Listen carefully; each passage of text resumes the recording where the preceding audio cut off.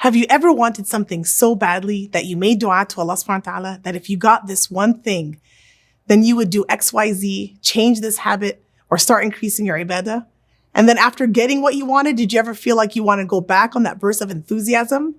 Like, for example, if I pass this important final exam, I'll start praying Fajr, or I'll put on the hijab, or stop being so quick to get angry, and so on. And then when you finally pass that exam, you now all of a sudden think of several reasons why you shouldn't or couldn't fulfill your promise to Allah subhanahu wa ta'ala.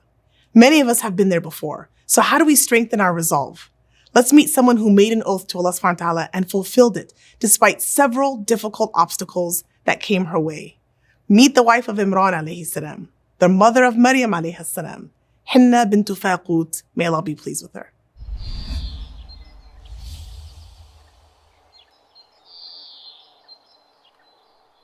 Hinna radiallahu anha was a pious woman who was married to Imran alayhi salam. They were not able to have children, so Hinna turned her focus to Allah. She repeatedly made dua to Allah subhanahu wa ta'ala to grant her a child, even though she and her husband were both older and had not previously had any children. Then miraculously, Allah subhanahu wa ta'ala answered her prayer, and when Hinna found out the blessed news of her pregnancy, she expressed her deep gratitude by dedicating her child to the worship of Allah and in service to Bayt al-Maqdis.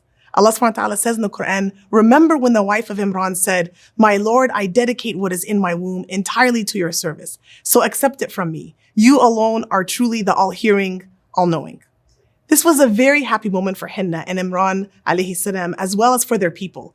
Yet shortly thereafter, Imran alayhi salam passed away. Let's pause here for a minute. Imagine how Hinna must have felt.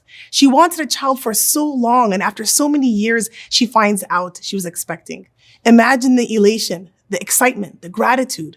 MashaAllah, Hinna immediately expresses her gratitude with the dedication of her unborn child.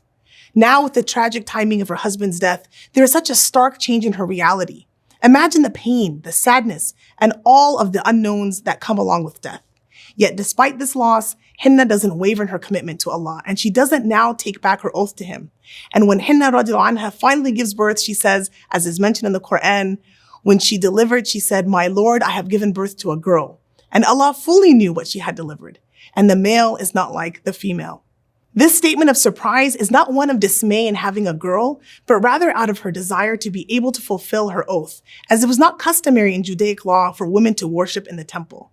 And for a child to be dedicated to the da'wah of Allah, this also was customarily more practical for men. So when Hinna radiallahu anha says, the male is not like the female, she's expressing her wish to continue her oath, despite it being against societal norms. How amazing is it that Hinna radiallahu anha notices this challenge, yet continues in her commitment.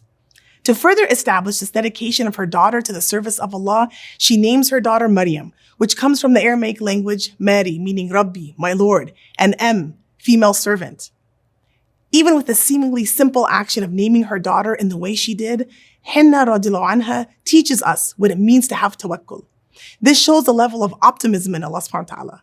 There was no question of, should I still go through with my oath, or hesitation on her part? She could have easily tried to rescind her oath and justify it by saying, well, I just lost my husband and can't bear to also have my future child be away from me. And again, when she discovered that she gave birth to a girl, Hinna could have also justified going back on her oath by saying, well, girls are not allowed to worship in the temple. She had two moments where her commitment could have wavered, but she persevered instead.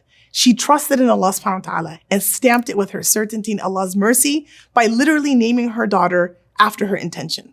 If we look at it this way, before birth, Hinna made the intention to dedicate her child to the service of Allah. After birth, despite it being against the norm, she still decided to fulfill her oath to dedicate her child to the worship of Allah, and then sealed it by naming her daughter Maryam, the servant of my Lord. When you think about it, so much goodness comes from these heartfelt and sincere du'as, all stemming from the du'a for a child, and du'a asking her child and progeny to be protected from shaitan. I have named her Maryam, and I seek your protection for her and her offspring from shaitan the accursed, as she says in the Qur'an. Never underestimate how far your du'a can go. Allah gives with endless generosity beyond our imagination. Remembering that answering our dua sometimes is generously answered by not being fulfilled in the way we asked. This is one of the most difficult aspects of Allah's wisdom to accept at times. Why aren't we getting married to that individual? Why aren't I able to have children? Why am I not able to get into this university or get this job? And so on. Although Hinna did not explicitly make dua for a son, it is what she wanted so that she could dedicate him to the service of Allah, which again was more practical for men at the time. But Allah gave her much more than what she expected. A righteous daughter in her own right, miracles being bestowed upon her, forever memorialized in the Qur'an, and then Isa alayhi salam, one of the most righteous men to ever walk this earth, bestowed with miracles upon miracles and set to come back to this earth. So since her grandson's book is not yet sealed, therefore hers is not either. Hinna radiallahu anha got so much more than she could have ever imagined. So what about us? Can we make dua to Allah subhanahu wa ta'ala with full yaqeen that He will answer our prayers in the best way possible for us? Can we remember that not having our duas answered is in and of itself a blessing and mercy, since it is what is best for us? Can we ask of Allah without holding back, thinking that it is not possible to get what we want? We can. All we have to do is believe and ask.